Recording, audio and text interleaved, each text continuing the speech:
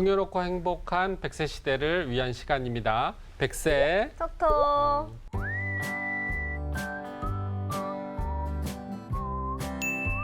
지난 시간에 신탁 이야기를 했는데 네. 신탁의 기본적인 구조 네. 그리고 왜 이렇게 신탁이 늘어나고 있느냐 뭐 이런 부분에 대해서 이야기를 했고 좀 이론적인 부분을 네, 그렇죠. 살펴봤다면 오늘은 실사례를 시사례를 좀 들어보면서 이런 경우엔 우리도 도움을 받을 수 있구나 이런 점들을 좀 깨달아서 얻고 맞아요. 가셨으면 좋을 네, 것 같습니다. 궁금해요. 신탁 전문가 바로 모실게요. 어서 오세요. 네, 안녕하세요. 배정식입니다. 네. 네.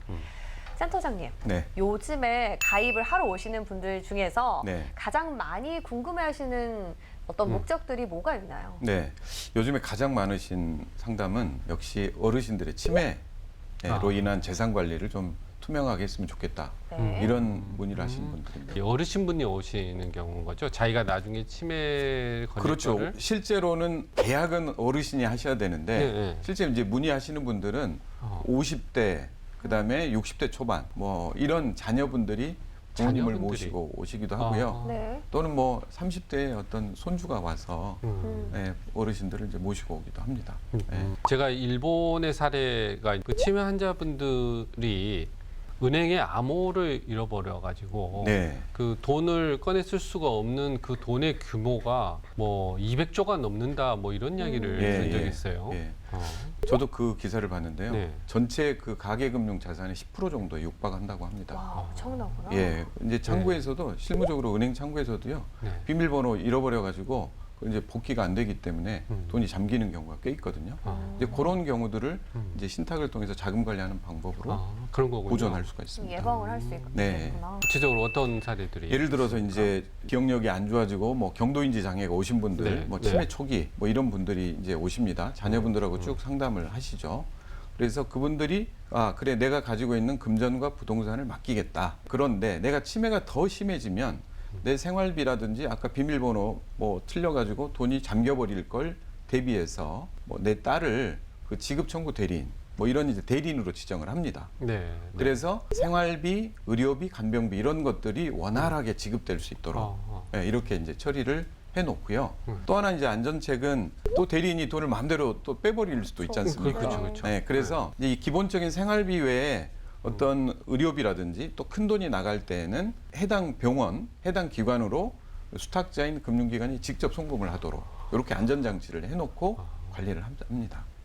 자기 인생의 노후에 대한 설계를 굉장히 이제 세세하게 그렇죠. 그러네요. 정해놓고 하는 네, 거예요. 정해놓을 여러 수가 가지 있죠. 이제 케이스 바이 케이스를 그렇습니다. 생각을 하시고 많은 고객들을 만나 보셔가지고 그런 상품이 또 그러시구나. 체계적으로 돼 있는 것 같고 네. 또 치매 말고는 또 어떤 사례들이 있습니까? 치매 말고는 이제 유류분 관련된 이야기들로 그럴 요즘에 좀 것 많이 같아요. 오고 있습니다. 네. 아무래도 이제 예, 우리 네. 드라마에서도 많이 나오잖아요. 네. 네. 뭐 일반 분들은 이제 유류분에 대해서 잘 모르시는 분도 있으니까 그것까지 네. 이제 함께 설명을 한번 해주시면 네, 뭐 어떻습니까? 유류분이라는 것은 우리가 뭐 자녀가 2명 있다.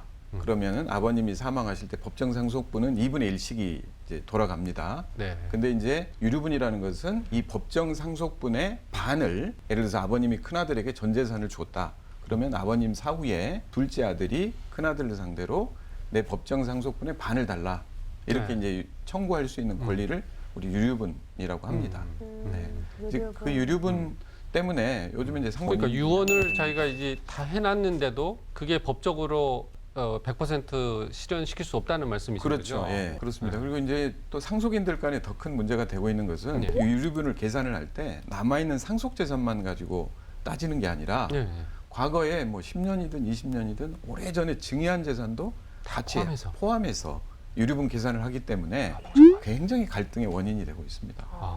그걸 어떻게 신탁으로 해결을 하십니까? 그러면? 네, 신탁으로 하면 뭐 문제가 없다 이러지는 않았는데 네. 작년에 신탁된 재산이 신탁하고 나서 1년이 경과되면 네. 유류분 대상에서 제외될 수 있다. 이런 이제 판결이 나왔습니다. 그러니까 나름대로 이게 신탁된 재산도 뭐 강행 규정인 유류분의 대상이 포함이 될 거다 이렇게 생각을 했었는데요.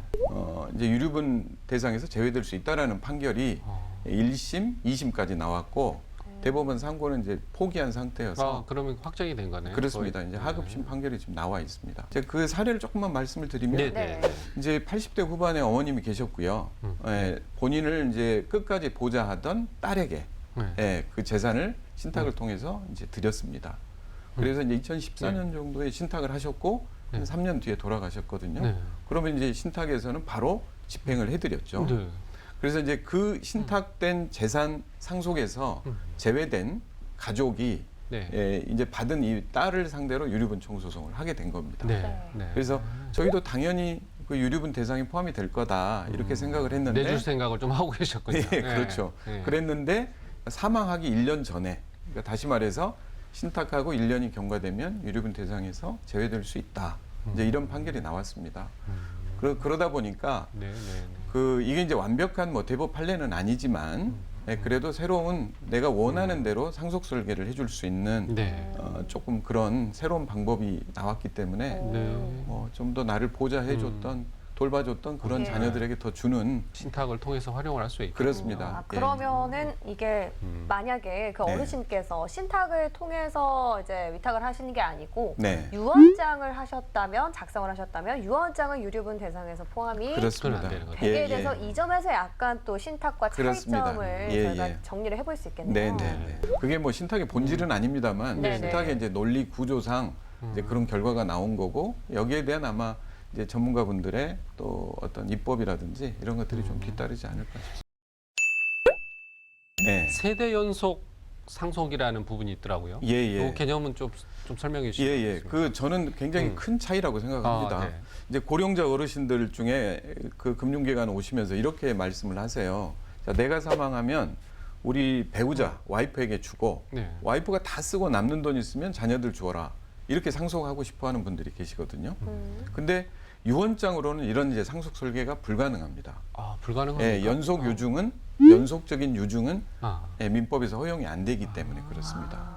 근데 이제 고령화가 되고 있는 상황에서는 자녀보다도 네. 서로 간에 배우자를 챙겨주고자 하는 그런 니즈가 있기 때문에 저 같아도 그럴 것 같아요. 예, 예. 이제 그런 사모님이 방송 보십니까? 그런 매일 체크하고 경우에는 있어요. 신탁을 통한 방법으로밖에 이제 연속적인 상속 설계를 할 수가 없는 거죠.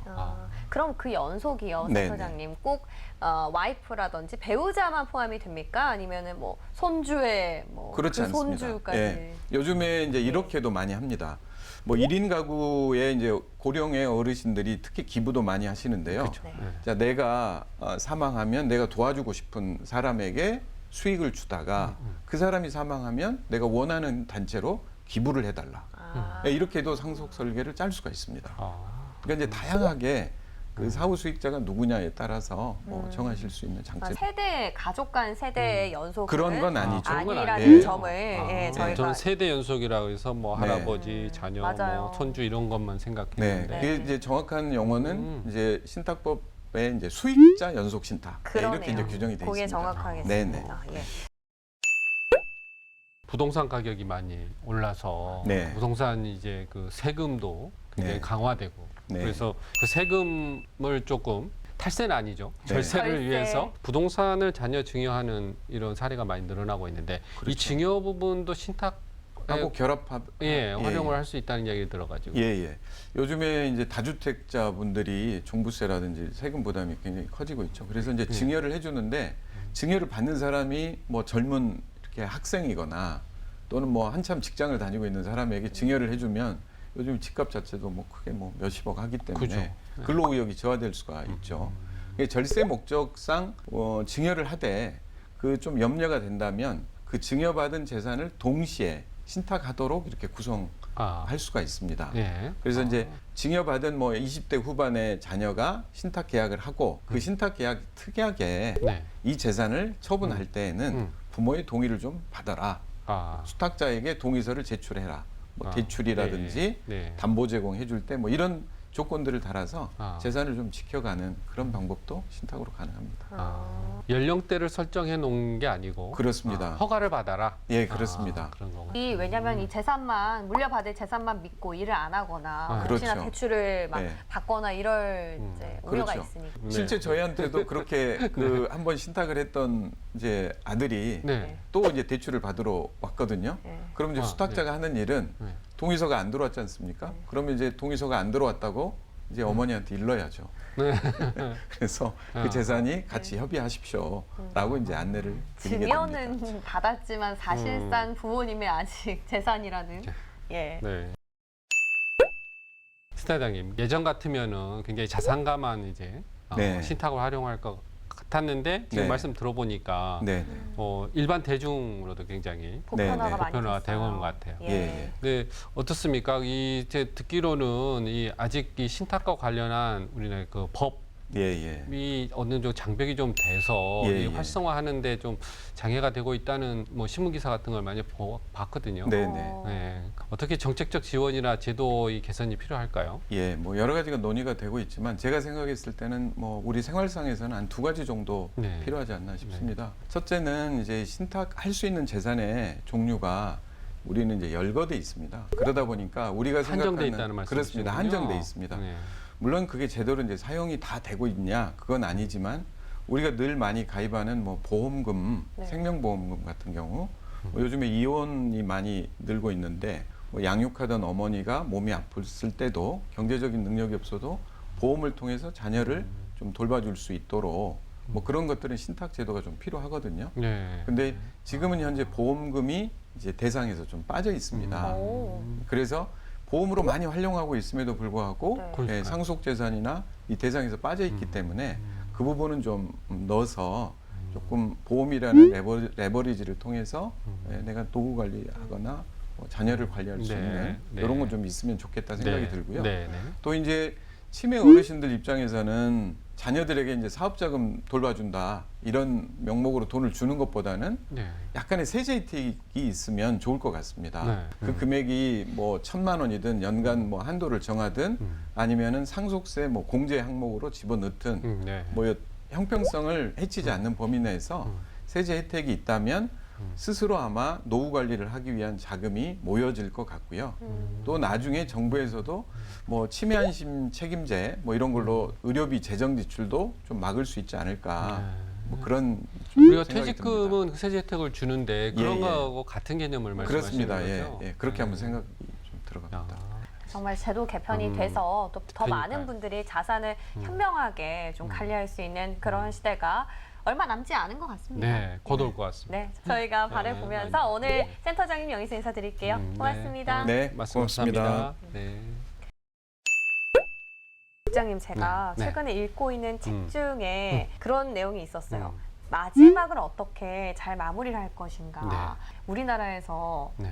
얼마 전까지 항암을 치료받는지 혹시 아세요? 마지막으로부터? 한 달 정도? 한 달이요? 맞습니다. 한 달 전까지 항암 치료를 받는다고 하더라고 우리나라는. 근데 네. 보통 미국이나 유럽에서는 6개월 전까지 마무리를 하고 네. 6개월이라는 시간 동안 삶을 정리하는 시간을 갖는다고 해요. 근데 우리나라는 정말 짧다. 한 달 안에 이때까지 평생을 살아온 80년을 다 정리하기는 좀 무리가 그쵸. 있지 않나. 네. 이제 앞으로 어떻게 살 것인가에 대해서 좀 고민을 해봤는데 네.